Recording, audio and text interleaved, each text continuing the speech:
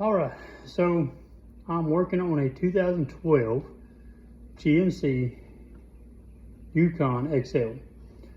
It is so hot out here, but I'm making this video because I couldn't find a video that did exactly what I did. And maybe there is one and I didn't look hard enough, but all the videos I watched looked a lot more difficult.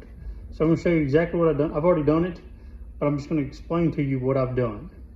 And it was not a bad job. I'm changing the lower hinge on the driver's side door. So on this bottom side, there, let me get situated. This is it right here. There's one here, there's two, there's one on the bottom down there, there's four. So there's four over there, and those are 1/2 inch 13 millimeter. And on this side over here, there's two 10 millimeter, okay? So what I done is, it is really hard to get to the back side of those.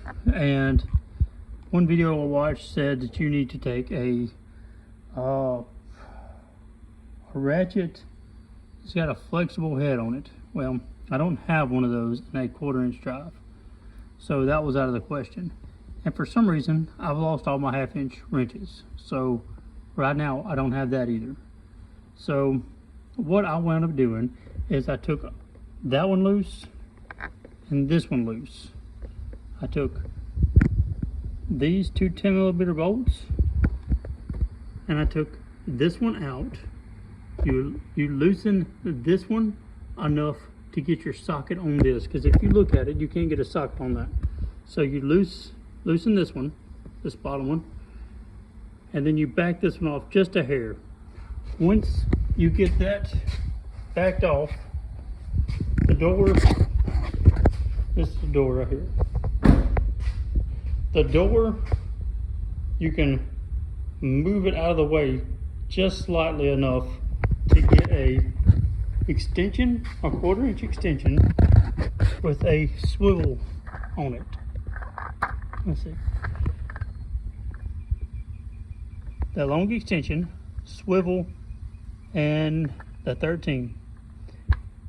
And that will allow you to get to the back side of that. Once I figured that out, I put it back together and I found out that this door, whenever I took it apart, I could get my socket onto this one. So make sure you kind of put it right back in the right alignment, because I didn't the first time. So I tightened it up, you know, not thinking. It's got room to shift up and down in that bolt hole. So put it a little tight. I took my floor jack with a 6x6 block just so I wouldn't have to jack it up so high.